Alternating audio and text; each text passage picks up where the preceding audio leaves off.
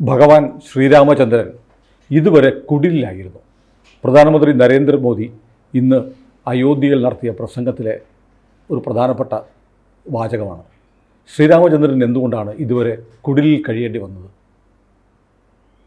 ദീർഘകാലത്തെ വൈദേശിക ആക്രമണം കൊണ്ട് ശ്രീരാമൻ്റെ അവിടെയുണ്ടായിരുന്ന വിഷ്ണു ഹരി ക്ഷേത്രം എന്നാണ് ആർക്കിയോളജിക്കൽ സർവേ അതിനെ വിളിക്കുന്നത്.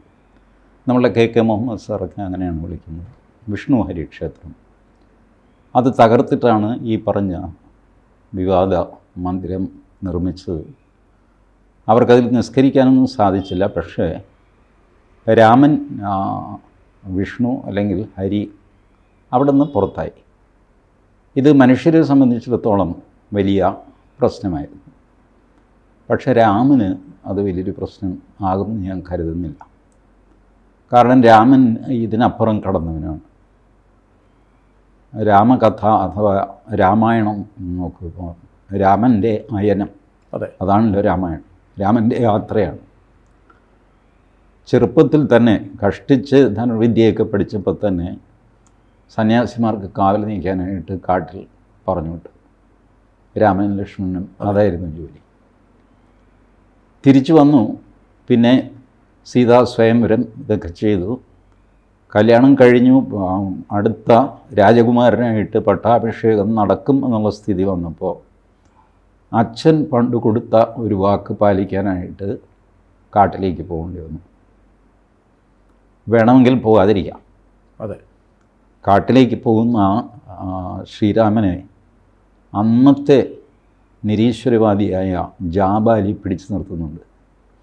അന്നും ഉണ്ടായിരുന്നു MC Joseph, Idamaruku, AT Kovoor, C രവിചന്ദ്രനൊക്കെ അന്നും ഉണ്ട്. അതിൽപ്പെട്ട ആളാണ് ജാബാലി. ജാബാലി രാമനോട് പ്രാക്ടിക്കൽ അഡ്വൈസ് കൊടുക്കുന്നു. എടാ രാമ, ഈ ധർമ്മം അത് ഇത് വാക്ക് എന്നൊക്കെ പറയുന്നതിന് വലിയ വിലയൊന്നുമില്ല. മനുഷ്യൻ ചത്തു കഴിഞ്ഞാൽ കഴിഞ്ഞില്ലേ, ഇതിലിപ്പോൾ എന്താ ഇത്ര വലിയ കാര്യം? നീ ഒരു കാര്യം ചെയ്യ്, രണ്ടാനമ്മയോട് പോയി പണി നോക്കാൻ പറ, അച്ഛനോട് പറയാൻ വേണ്ടാതിരിക്കാൻ, എന്നിട്ട് നീ കയറി സിംഹാസനത്തിലിരിക്കുക. പിൽക്കാലത്ത് അത് ചെയ്തു മുഗളന്മാരൊക്കെ. ഓർമ്മയില്ലേ, എല്ലാ മുഗൾ രാജാക്കന്മാരും സ്വന്തം അച്ഛനെയോ ചേട്ടനെയോ ഒക്കെ തടവിലിട്ടിട്ടാണ് ഇവർ കയറി സിംഹാസനത്തിലിരിക്കുന്നത്. ഈ ഷാജഹാൻ എത്ര കനിവുള്ള, അയാൾ അച്ഛനെ തടവിലിട്ടു. ഇതുകൂടാതെ ഷാജഹാന് 7 കല്യാണവും പിന്നെ അതുകൂടാതെ അനൗദ്യോഗിക കല്യാണങ്ങൾ വേറെ. ആ 7-1 മുംതാസ്. ആ മുംതാസിൻ്റെ ഓർമ്മയ്ക്കായിട്ടാണ് താജ്മഹൽ. എത്ര ഹീനമായ കൃത്യം ചെയ്ത.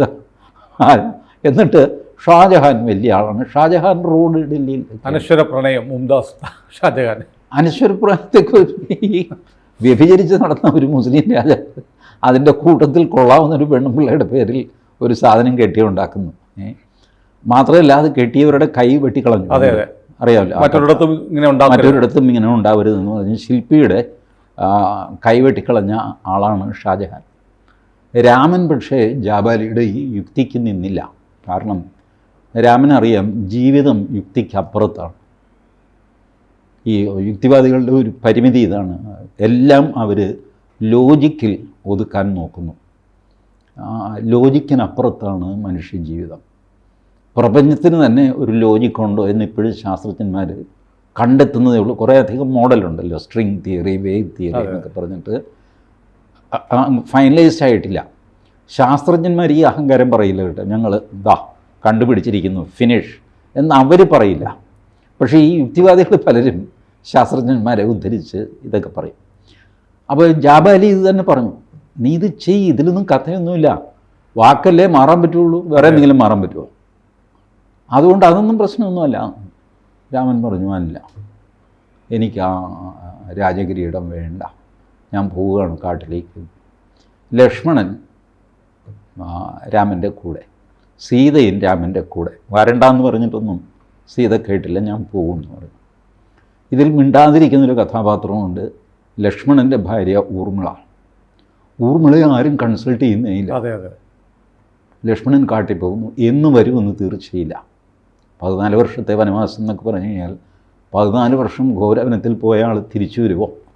എന്ത് ചെയ്യും ആ ചെറുപ്പക്കാരി? ഊർമിള നിശബ്ദം സഹിക്കുന്നു.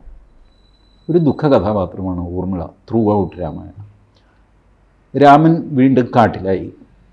സീതയെ രാവണൻ കട്ടുകൊണ്ട് പോവുക, അതിൻ്റെ ബഹളം, തിരിച്ചു കൊണ്ടുവരാനുള്ള പാട്, ഇവരുമൊക്കെ ആയിട്ടുള്ള സന്ധി ചെയ്യൽ, സുഗ്രീവനുമായിട്ട് സന്ധി ചെയ്തു, ബാലിയെ കൊല്ലേണ്ടി വന്നു.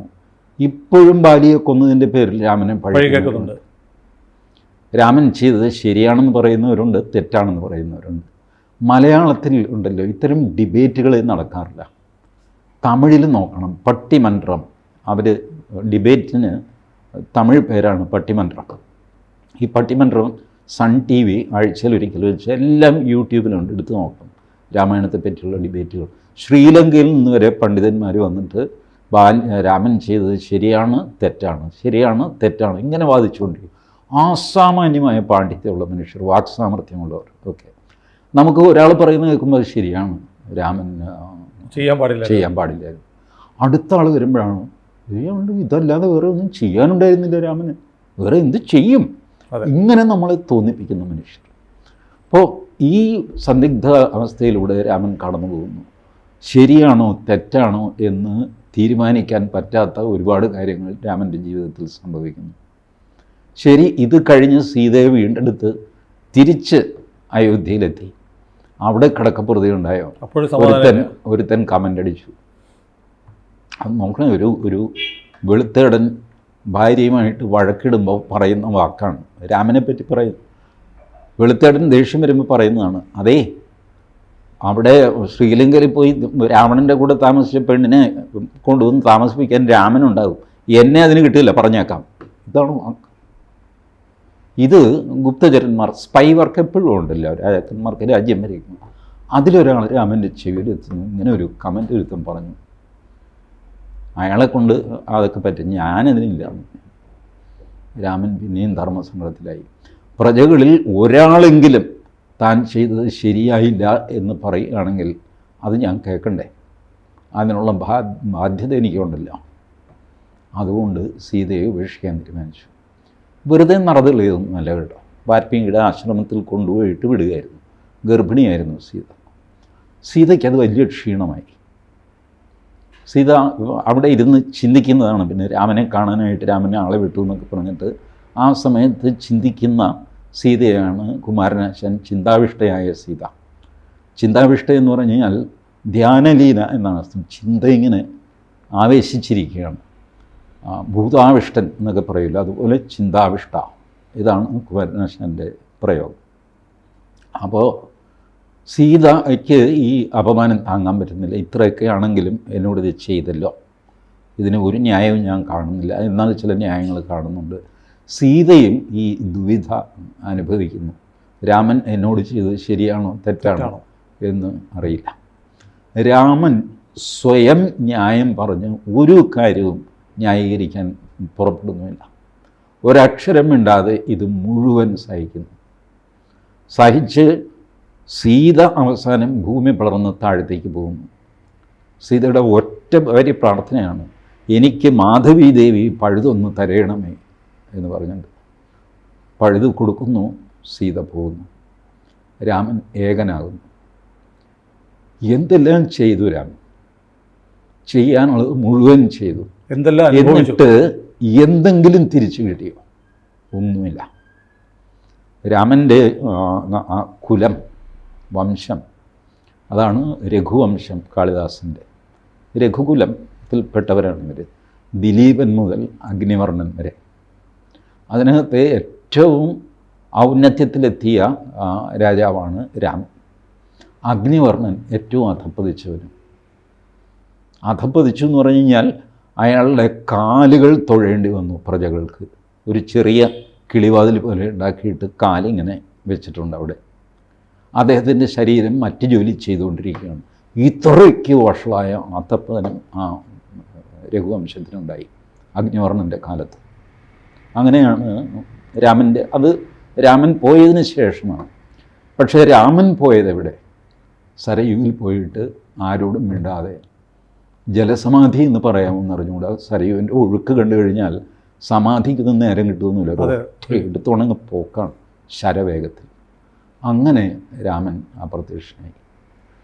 ഇതിഹാസങ്ങൾ പലപ്പോഴും ദുരന്ത ചിത്രങ്ങളാണ്. മഹാഭാരതം സുനിൽ നോക്കിക്കോളൂ. 18 അക്ഷൗഹിണിപ്പട 18 ദിവസം കൊണ്ട് അടിച്ച് മുച്ചൂടും മുടിഞ്ഞ് പണ്ടാറടങ്ങിപ്പോയ കഥയാണ് മഹാഭാരതം. ദുരന്ത കഥയാണ്. രാമായണം രാമൻ്റെ ദുരന്ത കഥയാണ്. എനിക്ക് അറിയാം രാമായണം ശ്രീരാമ പട്ടാഭിഷേകത്തോടുകൂടി അവസാനിക്കുന്ന രാമായണങ്ങളുണ്ട്. അതാണ് മൂലരാമായണം, വാൽമീകി രാമായണം, കാര്യമൊക്കെ ശരി. ബട്ട് ഈ നമ്മുടെ നോവലിലൊക്കെ അങ്ങനെ രാജാവും രാജ്ഞിയും കുട്ടികളുമായി സന്തോഷത്തോടെ ജീവിച്ചു എന്ന് പറഞ്ഞ് എഴുതി നോവൽ അവസാനിപ്പിക്കും. പക്ഷേ ജീവിതം അങ്ങനെ അവസാനിക്കില്ല, കോൺസ്റ്റൻ്റായി നിൽക്കില്ല, പിന്നെയും സംഭവങ്ങൾ വന്നുകൊണ്ടിരിക്കും ജീവിതത്തിൽ. അങ്ങനെ ജീവിതത്തിൽ സംഭവിക്കാവുന്ന സകല ദുരന്തങ്ങളും അനുഭവിച്ചവനാണ് രാമൻ. സകല ദുരന്തങ്ങളും നമ്മൾ അനുഭവിക്കാറില്ലേ? എനിക്കും സുനിലിനും ഒക്കെ ദുരന്തങ്ങളുണ്ടായി, നമ്മൾ അനുഭവിച്ചില്ലേ? ഇനി എന്താ അനുഭവിക്കാൻ കിടക്കുന്നു നമുക്കറിയില്ല. അപ്പോൾ പിന്നെ രാമന് മഹത്വം എന്താ? ഈ ദുരന്തങ്ങളെല്ലാം മനുഷ്യന് സഹായിക്കാവുന്നതിൻ്റെ അങ്ങേയറ്റത്തെ കാര്യങ്ങളൊക്കെ സംഭവിച്ചിട്ടും ധർമ്മം വിട്ട് രാമൻ പെരുമാറിയില്ല, ക്യാരക്ടർ കോംപ്രമൈസ് ചെയ്തില്ല. അതുകൊണ്ടാണ് രാമൻ ഗ്രേറ്റ് ആകുന്നത്. അതുകൊണ്ടാണ് രാമോ വിഗ്രഹവാൻ ധർമ്മ എന്ന് പറയുന്നത്, മര്യാദാ പുരുഷോത്തമനാവുന്നത്. മര്യാദ. കാരണം സിറ്റുവേഷൻസ് മാറും. നമ്മളുടെയൊക്കെ സ്വഭാവം എന്താ? ആൾക്കാർ മാറുമ്പോൾ അതിനോടൊത്ത് മാറാൻ നമുക്ക് സാധിക്കുന്നില്ല. സാഹചര്യം മാറുമ്പോൾ നമ്മൾ പെടഞ്ഞു പോകുന്നു, പുതിയ സാഹചര്യമായിട്ട് അഡ്ജസ്റ്റ് ചെയ്യാൻ പറ്റുന്നില്ല, ഇതല്ല. പക്ഷേ രാമൻ ഇതെല്ലാം ചെയ്തു, സ്വന്തം ക്യാരക്ടർ പ്രൊട്ടക്റ്റ് ചെയ്തുകൊണ്ട്, തൻ്റെ ഡ്യൂട്ടി ധർമ്മം നിർവഹിച്ചുകൊണ്ട്, ആരെന്ത് പറഞ്ഞാലും എന്തെല്ലാം സംഭവിച്ചാലും സാഹചര്യം മാറിയാലും ലങ്ക, ഈ സ്വർണ്ണമയീ ലങ്ക എന്ന് പറഞ്ഞിട്ട് വിഭീഷൺ മോഹിപ്പിക്കുന്നുണ്ട് രാമനെ, ഇവിടെ തന്നെ കൂടാം. കാരണം രാവണൻ ഗ്രേറ്റ് അഡ്മിനിസ്ട്രേറ്ററായിരുന്നു, അതുകൊണ്ട് സ്വർണം പൊതിഞ്ഞിരുന്നു രാവണൻ. അപ്പോൾ ഇനി മതി, ഇനിയിപ്പോൾ അയോധ്യയിലേക്ക് പോകുന്നത് എന്താണെന്ന്, സീതയും കിട്ടി, ഇനി ഇവിടെ അങ്ങും ജീവിച്ചോ, എനിക്ക് രാജാവാകണമെന്നൊന്നുമില്ല. ഇത് വിഭീഷൺ ഓഫർ ചെയ്യുന്നുണ്ട്. അന്നാണ് രാമൻ പറയുന്നത്, ജനനീ ജന്മഭൂമിശ്ച സ്വർഗാദി വിഗരീയസി, ഞാൻ എൻ്റെ ജന്മഭൂമിയിലേക്ക് തിരിച്ചു പോകാം, എനിക്ക് സ്വർണവും വേണ്ട വെള്ളിയും വേണ്ട, ഭാര്യയെ വേണമായിരുന്നു, അതിന് യുദ്ധം ചെയ്യേണ്ടി വന്നു, കഷ്ടമായിപ്പോയി, ഐ ആം സോറി, ഞാൻ പോവുകയാണെന്ന് പറഞ്ഞിട്ട് രാമൻ തിരിച്ചു വരികയാണ്. ആര് ചെയ്യും ഇതൊക്കെ? ഇത്രയും പ്രതിസന്ധിയിലും പ്രലോഭനങ്ങളിലും വീഴാതെ സ്വന്തം ക്യാരക്ടർ, സ്വന്തം ധർമ്മം സംരക്ഷിച്ചു എന്നുള്ളതാണ് രാമൻ്റെ ഗ്രേറ്റ്നെസ്. ആ മെസ്സേജ് ഒന്നുകൂടി ഭാരതീയരുടെ മനസ്സിൽ വിളക്കിച്ചേർക്കുന്ന ഒരു സംഭവമാണ് ഇന്നത്തെ പ്രാണപ്രതിഷ്ഠ.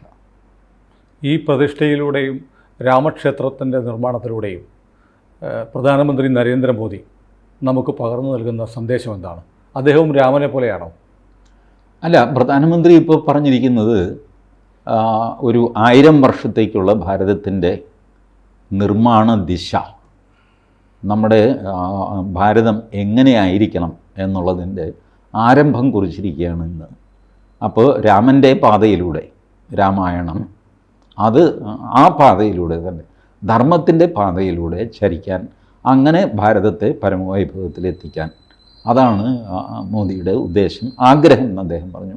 1000 കൊല്ലമൊന്നും ആരും ജീവിച്ചിരിക്കാൻ പോകുന്നില്ല, നരേന്ദ്രമോദി ജീവിച്ചിരിക്കില്ല, നമ്മളാരും ജീവിച്ചിരിക്കില്ല.